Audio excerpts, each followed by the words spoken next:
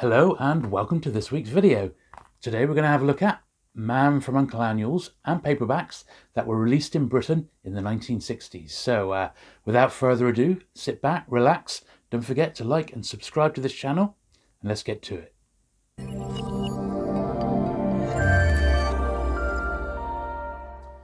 So this is the first of the Man from U.N.C.L.E paperbacks. Now these were initially published in the UK by Souvenir Press and Four Square Books, and these have got the series number on the spine as well. Now this isn't really a novel per se. This is the Man from U.N.C.L.'s ABC of Espionage, so this was typical of books around this period, whereas books on it's just text on actual spies and spy stories. And don't forget, this is the time of James Bond being super popular in the cinema, and already the series was established. Now this one came out in 1966, and this one's actually a reprint copy because it does list some of the earlier books that were there. And yeah, nice little introduction to the series, and this sort of benchmarks the start of it. There we have got Robert Vaughn and David McCallum there on the back in a still. And you may notice as we go through these, some of these have been signed by Robert Vaughn. Now, Robert Vaughn came over to the UK in the late 90s and started doing a few of the sort of the trade shows where you go along and meet a guest, buy a signed photo, that sort of thing. And when he first came over, it was a really big deal. And the chap who brought him over was looking for some. Well, basically, Robert Vaughn was going to be on The Big Breakfast on Channel 4. And so, since we would often supply TV firms, such as the Graham Norton Show, for example, we were contacted by him to see if we could come up with some Man from U.N.C.L.E memorabilia. So we had quite a bit. I had all the books as well, and we had some toys and board games and that sort of thing. And that all went on when Robert Vaughn was on TV.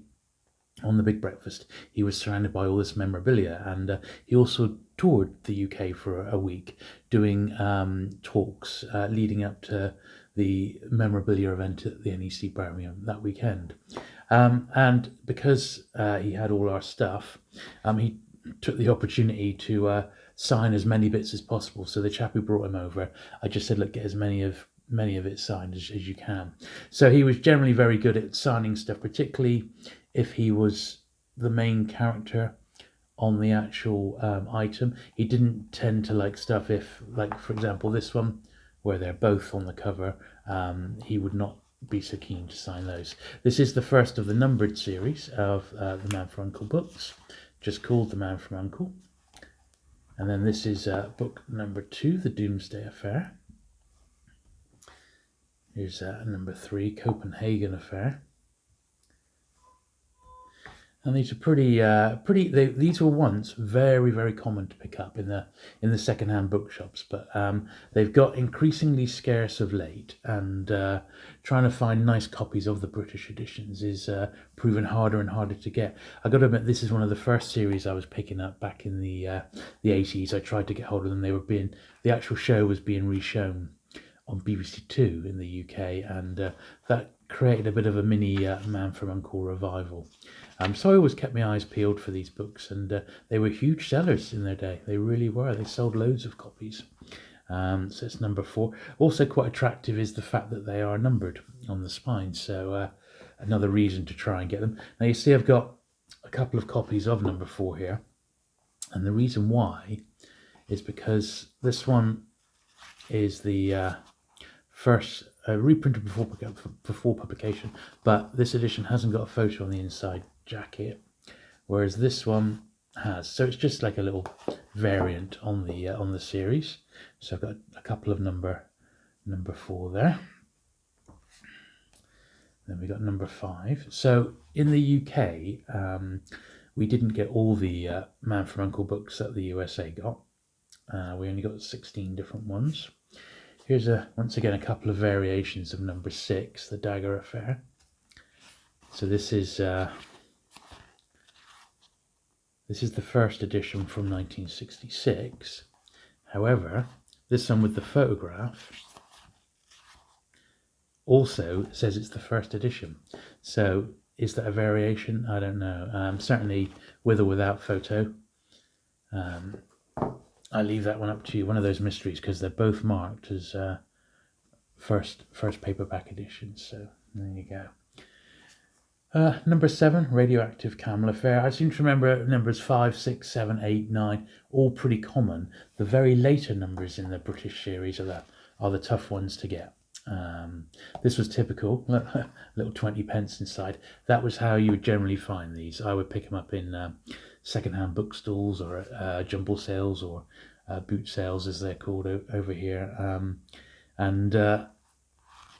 They were really distinctive. You could always pick them out from a mile away because of the nice coloured covers. And they do make a really nice run together. Number 9, the Vampire Affair.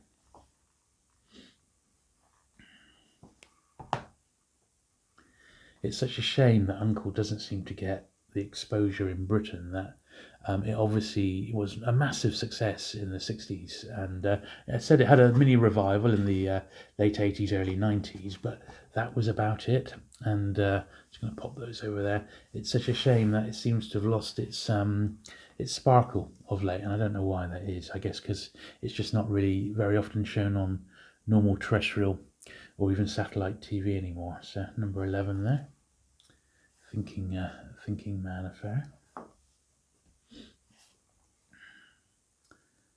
12, Monster Will Affair. I would love to meet David McCallum, but he's not an actor who's ended up doing events per se, and I think he lives out in LA.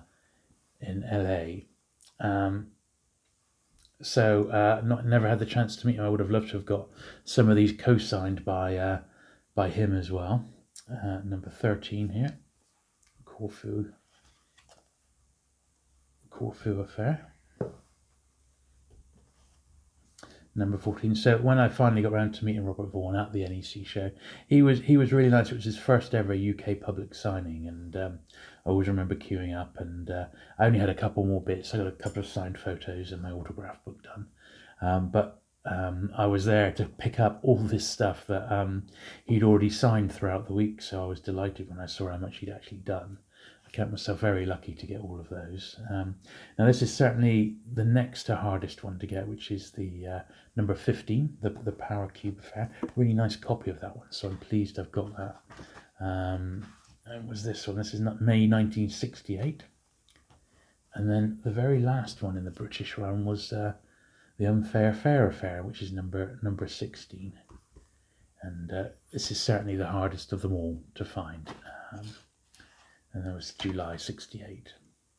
Now, I said that Man From U.N.C.L.E. had a bit of a revival in Britain. Now, this is published by Box Tree Books. This is a reprint of the 60s, so $3.99. Now, these were published in 1993. So that was probably the last time U.N.C.L.E. was popular in Britain. And they only did 4 of these.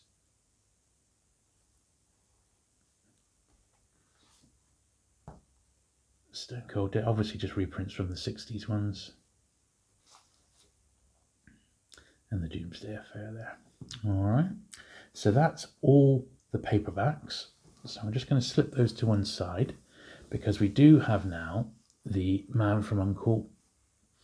annuals. Now, these hardback annuals were something that were quite peculiar to Britain, and these particular ones, the U.N.C.L.E. license was owned by World Distributors. Now, they published lots of TV annuals, notably the Doctor Who and Star Trek ones, and they also had the license to do Man From U.N.C.L.E. And these annuals are great. They're exactly from the period, as you would imagine. Very nice, bold, distinctive covers. And this is the first one in the series. Now, mine are in various sorts of conditions, so they're certainly not mint, but I have got the best copies that I've been able to keep hold of over the years. And I'm obviously not going to get rid of these because they're signed, but this is the first one from 1966, and the annuals are pretty typical for their time. So they're a mixture of text stories, short text stories. You get the odd puzzle and feature on spies in general. You'll get a comic strip as well, and these are just straight from the Gold Key comics in the States, so they just reprinted, much like the Star Trek ones of the era. A bit lacking on photographs, this one, unlike some annuals from the period. The James Bond one in particular, which I've done in a previous video, are probably the best British annuals that were ever published. They are fantastic, but these aren't bad, and they do get steadily better. So that's the very first one from 1966. And then this was the next British annual with the black cover, and this is the 66/67 annual. Let's put this and get a bit more room again. I have to take these out. Let's have a good look. So a bit more advanced now, gadgetry of Uncle, more comic strips. You get the idea. Oh, learning judo.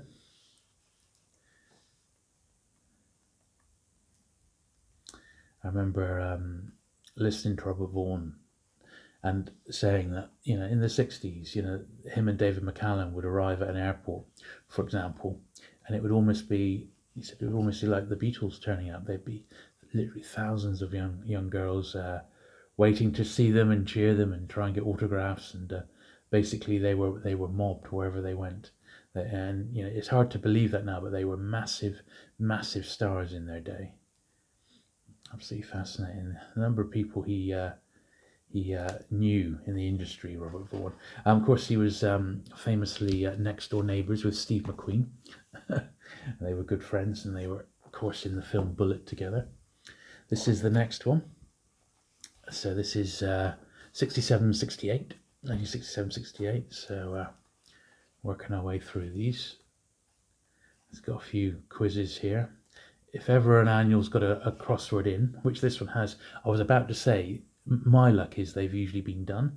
However, this is actually one which is untouched, which is a novelty item. Most of my annuals have got crosswords which have got the first two questions attempted, and then they've given up, and they've done it in an awful felt tip pen. This one's actually quite fun. It's got the artwork's better. It's Gold Key reprints again. But the internal artwork's a bit better.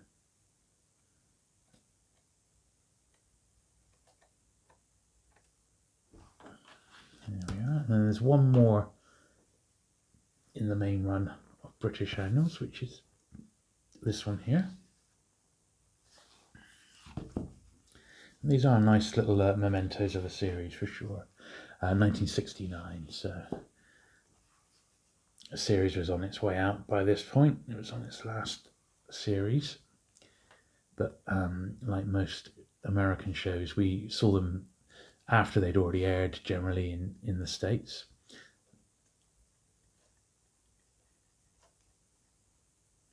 But certainly I was picking the books up, in the late 80s, early 90s. You could still find, maybe a little bit earlier than that, but by the time I really seriously tried to get hold of these, they were not too difficult to find at all. And I'm sure you're not going to have to spend a lot of money if you did want to put a little set together of these books through eBay. I will put some links to that down below if you do fancy checking out what some of these books are going for. Now, as well as the annuals, they did a little spin-off, which is the television picture storybook. So it's very much like an annual, not quite the same size, but these TV picture storybooks could be sold all year round, whereas annuals were generally on the market for Christmas and then they disappeared. So that's certainly a tradition which is gone nowadays. But these, like the Star Trek ones of the time, they're just made up of Gold Key reprints throughout, and were obviously very, very easy to put together. The Gold Key comics generally weren't sold very widely in the UK, so for some people it was a chance just to get them. And then this is the very last one we got, which is another TV picture story, but similar sort of thing. It's the Gold Key reprints and the US comic, which went for quite some time, but really nice. These the strips are actually really good quality, and certainly a nice little addition if you collect the Man From U.N.C.L.E. And these are 1966 and 1967. These are dated for.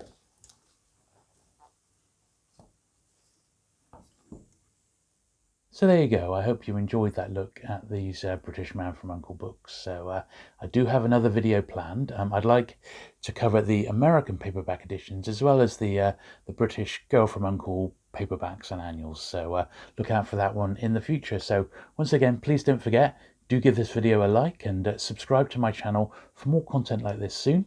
And I'll see you soon. Thanks for watching. Bye.